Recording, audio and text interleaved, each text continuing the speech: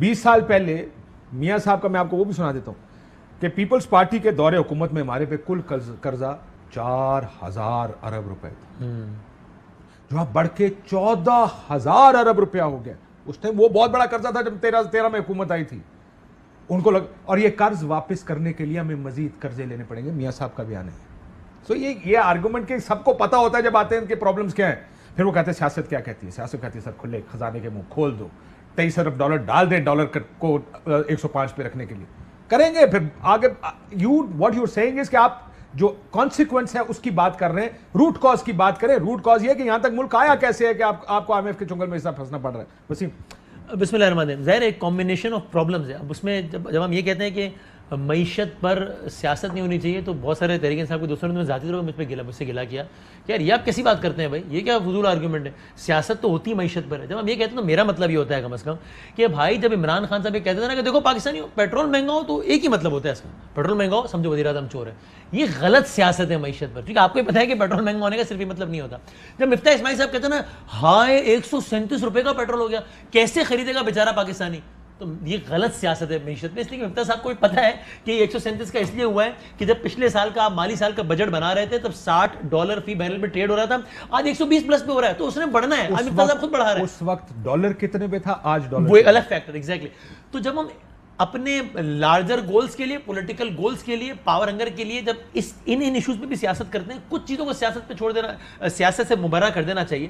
میں over all economic policies کی بات نہیں کر رہا. آئی انڈرسٹینڈ ہر پارٹی کا اپنا مینیفیسٹو ہوتا ہے، کچھ پرو پرائیویٹائزیشن ہوتا ہے، کوئی اینٹی پرائیویٹائزیشن. کون ہے اینٹی پرائیویٹائزیشن؟ اب تو خیر تو سارے یار یہی تو بات ہو رہی ہے. اصل بات تو یہ ہے کہ ان میں کیا فرق ہے. ایک معیشت کی بھی اگر ہر پارٹی چاہے کہ جناب ہمارا معیشت کا الگ فارمولا ہے تو I have no issues with that also. But they don't have a like formula. It's the same formula. They don't have a formula actually. Exactly. چونکہ مجھے یاد ہے کہ اس سے پہلے چلتے ہیں احسن اقبال صاحب مجھے یاد ہے مجھے کہا کرتے تھے کہ جو ہمارا اتنا بجٹ خسارہ ہے نا، یہ تو ہم اقتدار میں آئیں گے تو اس کو تو فوراً ہی ختم کر دیں گے. کیوں؟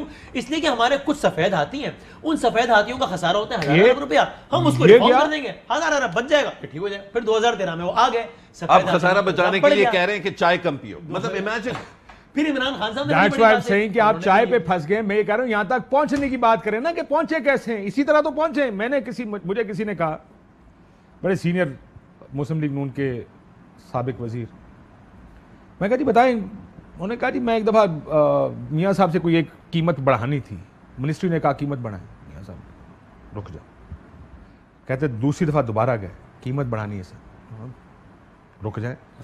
پھر انہوں نے کہا مجھے 2 دن بعد گاڑی اٹھایا، کہتے ہیں اگر قیمت بڑھائی تو مہنگائی ہو جائے گی. کتنا اچھا بیان ہے. آپ سنیں گے تو آپ تو چھالے ماریں گے. مرغی وہ آپ کے لیے تو مرغی اور اسے کٹے سے زیادہ بہتر بیان ہے.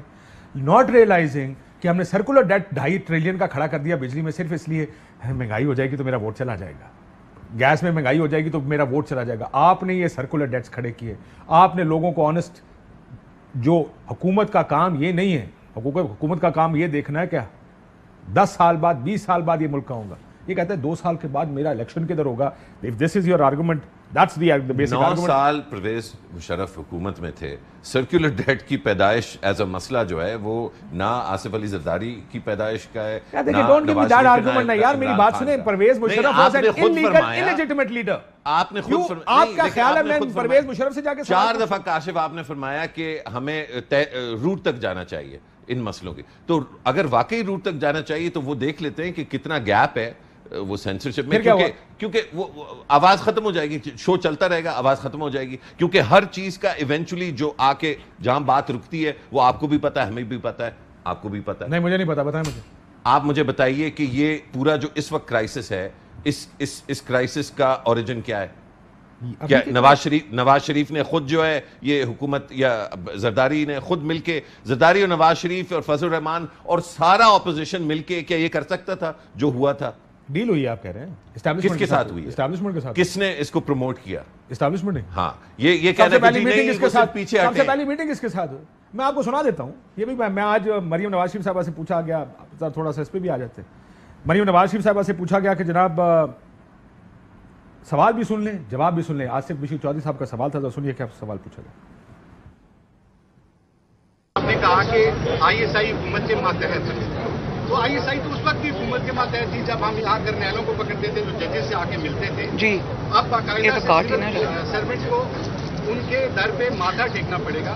سوال آپ سے صرف یہ ہے کہ کیا آپ آج بھی عوام کے ووٹ کی طاقت سے اقتدار میں آنے پہ یقین رکھتے ہیں, یا آپ یہ سمجھتے ہیں کہ آئندہ اقتدار میں آنے کے لیے آپ نے جی ایس ٹی کا راستہ کیا؟ دوسرا سوال مجھے پوچھ گیا ووٹ کو عزت دو. میرا آج بھی یہ بیانیہ ہے, میرا کل بھی یہ بیانیہ رہے گا, اور یہ بیانیہ نہیں ہے, یہ فیکٹ ہے.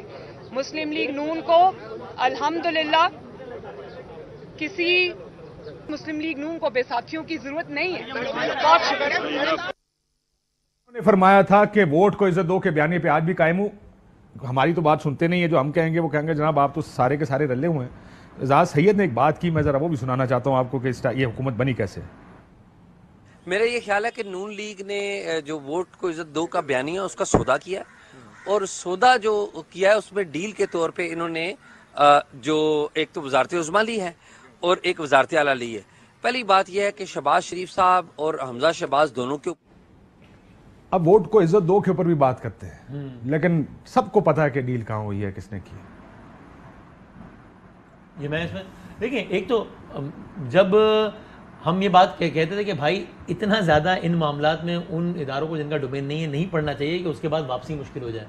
یہ انٹرونشن ایک بڑھی, اور اس کا یعنی کہ حالیہ ماضی تعلق نہیں ہے, ماضی 22 سے اس کا تعلق ہے. جو کچھ 2013 کے الیکشن میں جو کچھ جس طریقے سے ہوا وہ سب نے دیکھا. اس کے بعد ایک سامنے والی پارٹی کی طرف سے ریئیکشن. اچھا مجھے ایک بات کا سوال سیدھا کروں, وہ سلیکٹڈ گورنمنٹ تھی, کیا یہ سلیکٹڈ نہیں ہے؟ اگر آپ مجھ سے پوچھیں تو مجھے 2013 والا الیکشن تو بڑا سامنے نظر 18 اور 22 کی حکومت کی بات کر. اگر اس میں بھی جن لوگوں نے یا جن بھی کیریکٹرز نے 2013 کے الیکشن میں پی ٹی آئی کو سپورٹ کیا تھا, اگر انہوں نے اپنا مزاج چینج نہ کیا ہوتا, اگر وہیں کھڑے رہتے تو ابھی پی ٹی آئی کی گورنمنٹ کو کوئی نہیں گرا. 2013 نہ کہیں نا, 2018. آپ ویسے وہی بات سننے والے کنفیوز ہو جائیں گے اور بڑے خوش ہوں گے کہ آپ نے جو ہے مطلب 2013. دیکھیں کاشف بھی بہت خوش ہیں. آپ اس کو سیدھی طرح فریز کر لیتے نا مظہر صاحب, میں اجازت میں مظہر اس کو سیدھی طرح فریز کر لیتے. جو 2018 میں ہوا وہی 2022 میں ہوا نا. یہ تو نہ کہے کہ اگر وہ کھڑے رہتے تو یہ نہ ہوتا, مطلب وہ کھڑے نہیں رہے, وہ دوسری سائڈ پہ چلے گئے, ان کو جا کے کہا آ جائیں اس کو گرا دیتے ہیں, سارے ڈال کے انہوں نے حکومت گرا دی. کاشف سارا سوال ہی یہی ہے کہ آخر آپ کو یہ سارے جواب دینے کیوں پڑ رہے ہیں؟ اس لیے کہ آپ نے یہ غیر ضروری پنگا لے لیا.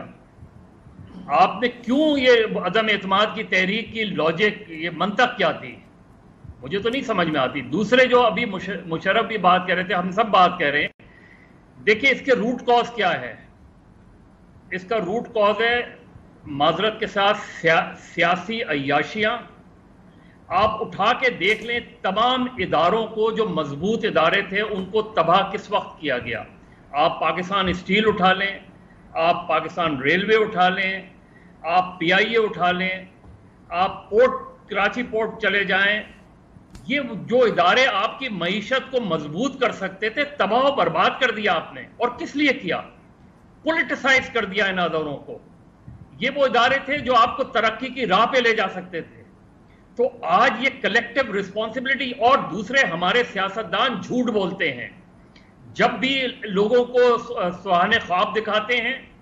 الیکشن سے پہلے خاص طور پہ میں 77 سے دیکھ رہا ہوں, 77 میں نعرہ لگایا تھا کہ 70 کی سطح پہ ہم لے آئیں گے قیمتوں کو. آپ نہیں لا سکتے تھے. آپ نے 2008 کے بعد چلے جائیں, آپ یہی نعرے لگاتے رہے کہ جب اپوزیشن ہوتی ہے کہ ہم آئیں گے تو سب چیزیں بہتر ہو جائیں گی, چیزیں قیمتیں کم ہو جائیں گی. آپ اسی گورنمنٹ کا لے لیں, جب حکومت میں آئے اور ڈالر تھوڑا سا نیچے گیا تو کیا کہا تھا آپ, یہ شہباز شریف نے, کہ دیکھیے کہ ہمارے آتے ہی ڈالر نیچے چلا گیا. تو پھر آج یہ ذمہ داری لیں کہ آپ ذمہ دار ہیں اس ساری چیزوں کے. تو میرا خیال ہے یہ گورنمنٹ نے جو 8 مارچ کے بعد کیا وہ ایک بڑی غلطی تھی. ایک بالکل اس کو ماننا چاہیے کہ عدم اعتماد کی تحریک کی ضرورت نہیں تھی.